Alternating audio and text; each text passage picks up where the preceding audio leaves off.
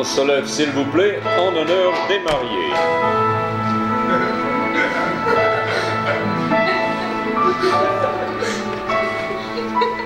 On s'arrête là. Vous pouvez vous asseoir, s'il vous plaît. Allez, good this way. Good position. Ok, bon. C'est le moment, hein. 10 ans plus tard. 10 ans plus tard. À Las Vegas, dans la présence des enfants qui n'étaient pas là dans ces temps-là, des amis, hein, qui sont 8 ans. 8 ans, les deux là. 8 ans. Pour renouveler les promesses de mariage faites entre vous deux, hein. Alors, Guillaume, renouvelez-vous vos promesses de mariage faites il y a 10 ans à votre femme Stéphanie. Promettez-vous de continuer à l'aimer, à la chérir, en reniant toute autre femme. Regardez-les, regardez jusqu'à la fin de vos jours. Oui, oui, s'il vous plaît. Oui, je l'avais. Oui, bien sûr. Oui, bon. Et vous, Stéphanie, renouvelez-vous vos promesses de fidélité et d'amour faites à votre mari Guillaume il y a 10 ans. Promettez-vous de continuer à l'aimer, à le chérir, en reniant tout autre homme. Le garder pour vous jusqu'à la fin de vos jours. Oui, je le veux. Bonne réponse, hein. Bon. Il y a qu'une chance sur deux. Hein, il y a une chance sur deux, oui.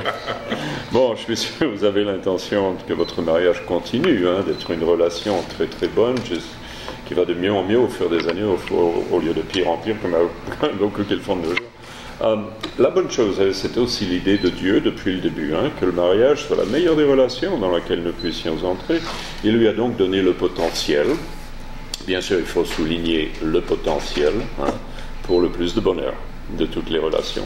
Et à cette fin, il nous a donné un mode d'emploi, hein, pour pas que nous fassions trop de bêtises, que nous finissions misérables, parce que nous sommes assez compliqués quand même, les gens, vous savez. Jamais personne ne se met dans cette position avec l'intention de louper. Oui, ce que je veux dire, on a besoin de toute l'aide qu'on peut recevoir. Parce que Dieu a créé l'homme et la femme différemment, pas seulement à l'extérieur, mais spécialement là-haut. Et c'est notre manque d'attention aux conséquences de cela, et de comprendre ses buts pour nos vies, à travers ces différences, qu'il y a pas mal de problèmes qui ont dans les mariages, parce qu'elles se traduisent en besoins de base qui sont différents, mais qui doivent être remplis. Et vu que nous ne pouvons pas les remplir par nous-mêmes, il faut bien que quelqu'un le fasse pour nous. Hein? Et nous finissons par nous marier. Eh oui, votre femme, elle attend que vous remplissiez ses besoins pendant toute sa vie, monsieur, oui. Et puis, ça marche pour vous aussi, ça. Et oui. Oui.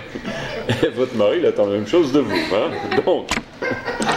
Donc, la première leçon que nous devons bien garder en pensée pendant toute notre vie en tant que mari et femme, c'est que nous n'y sommes pas dans le mariage pour ce que nous en sortons pour nous-mêmes en premier, vous voyez, mais plutôt pour ce que nous apportons pour le bien-être de l'autre en premier.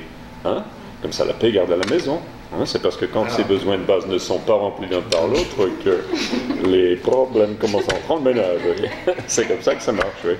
Et à travers cet exercice de mettre l'autre toujours en premier, Dieu entend nous donner une opportunité de grandir dans l'amour véritable, ce qui est très très important parce que c'est le seul genre d'amour qui garde un mariage pour une vie entière. Vous voyez?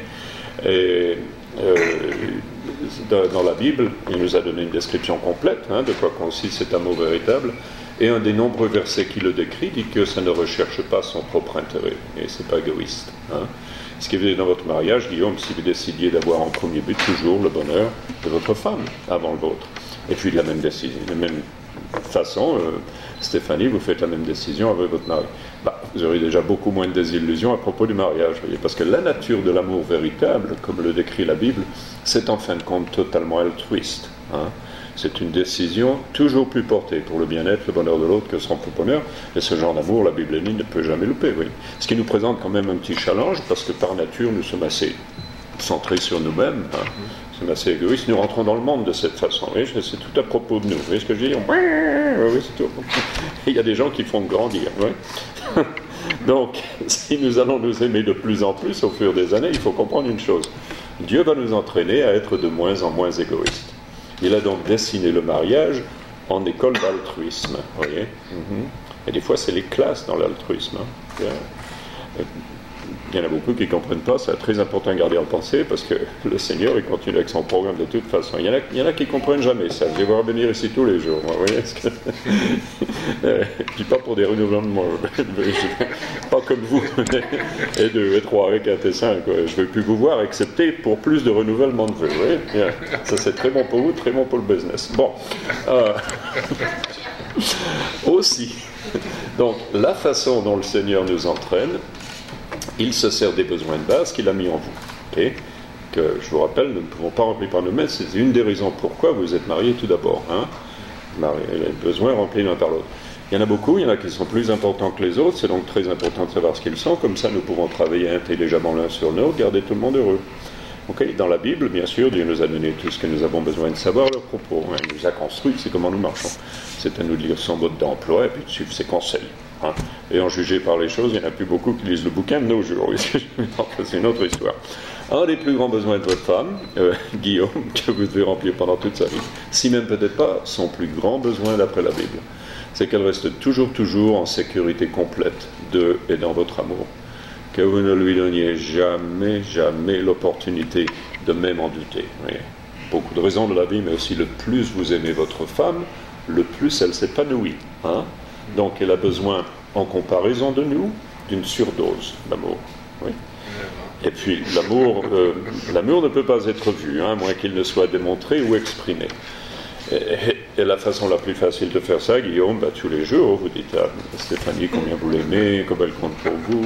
Dans l'année, on lui fait des petits cadeaux à droite à gauche, des fleurs, des bijoux, dîner romantique aux chandelles, parfum, oui. Tout ça. Oh là là, même si c'est pas son anniversaire. Surtout si c'est pas son anniversaire. Gros bon point pour ça. Ouais, donc, et ça marche pour vous aussi, là, monsieur. Ça marche pour vous aussi. La femme en retour est commandée par Dieu dans la Bible de respecter le mari. Pas parce qu'il est meilleur ou plus important que vous, bien sûr, mais parce qu'il y a des besoins de base différents qui doivent être remplis. Et plus que ça, le plus il est respecté, le plus on a confiance en lui, le plus il s'épanouit. Voyez, autant important c'est pour vous, l'amour, la compréhension aussi de notre Père, très important, compréhension. Autant important c'est pour nous le respect et la confiance en nous de votre Père. Il ne faut pas me prendre parce que nous avons tous besoin de ça en fait. En fait, le plus vous donnez l'un à l'autre, de tout des deux côtés, le mieux c'est. Donc l'idée n'est certainement pas que les dames méritent moins de respect que nous, dans l'économie de Dieu, mais là qu'ils le pensent que ça veut dire, ou que nous méritons moins d'amour que vous, c'est pas raisonnable, non? L'idée est ici, à cause de ces besoins de base que Dieu a mis en nous, afin que nous puissions nous compléter pour une chose, plusieurs autres raisons qui sont très importantes à comprendre, besoins qui doivent être remplis, et bien les réactions négatives commencent à se manifester quand elles ne le sont pas. À ce point-là, il y a des réactions en chaîne qui commencent à se passer, très intéressantes. Et aussi mauvaises qu'ils soient, il y a du bon dedans. Ça nous aide, ça nous aide. Aussi mauvais que ça soit, ça nous aide. Ça nous aide à découvrir en nous-mêmes des points de faiblesse sur lesquels nous devons travailler pour les surmonter. Parce que personne n'est parfait, nous pouvons tous nous améliorer. Nous ne réagissons pas toujours de la façon que nous le devrions, ou même que nous le pourrions dans ces jours-là. C'est comme si Dieu nous disait, il faudrait peut-être travailler, être un petit peu plus patient, plus gentil, plus aimable, plus respectueux, plus confiant, plus responsable, moins égoïste, des tas de trucs. Parce que dans sa sagesse, ce que Dieu a fait avec le mariage, c'est de le dessiner en plateforme pour nous donner une opportunité de grandir dans plus de maturité.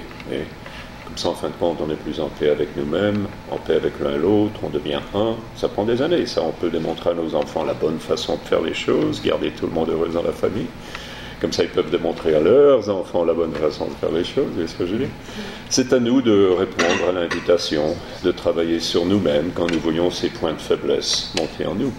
Et puisque vous êtes ensemble depuis déjà plus de 10 ans, vous savez très bien que le Seigneur se sert de chacun de vous pour aider l'autre à découvrir les points de faiblesse sur lesquels vous devez travailler. Oui? À moins que vous soyez sur le chemin du livre des records ou quelque chose comme ça. Nous, on ne s'est jamais enguirlandé une seule fois dans notre vie. Sure. Donc, la prochaine fois que votre femme vous donne l'opportunité pour plus de maturité, Guillaume, vous vous rappelez de ça? Oui? Oh, merci ma chérie, je vais devenir tellement plus patient maintenant. Oui. Je peux y travailler. Voilà. Même chose pour vous, ça marche des deux côtés le truc là. Oui. Ça marche des deux côtés le truc là. On va sortir,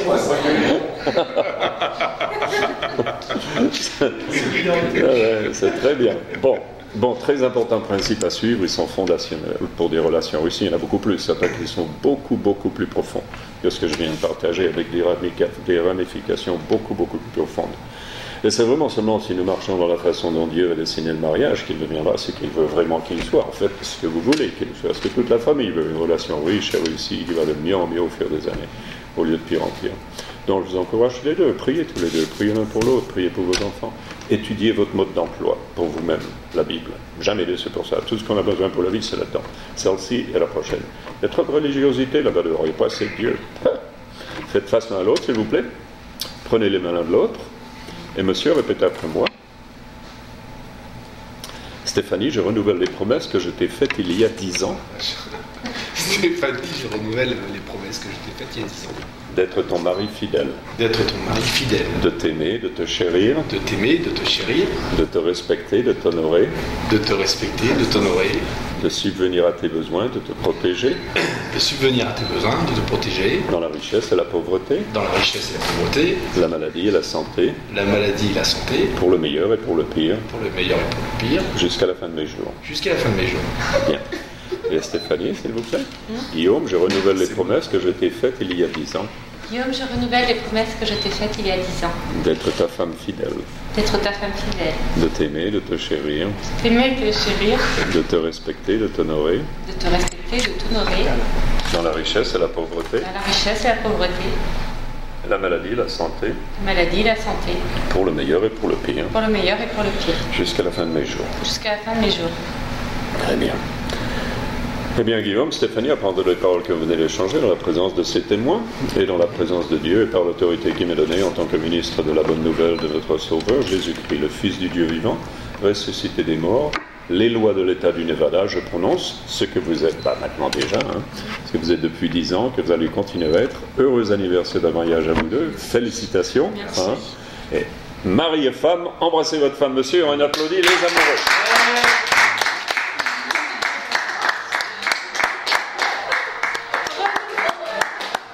Tous les deux descendez avec la musique. Et voilà, et monsieur et madame Hurtin.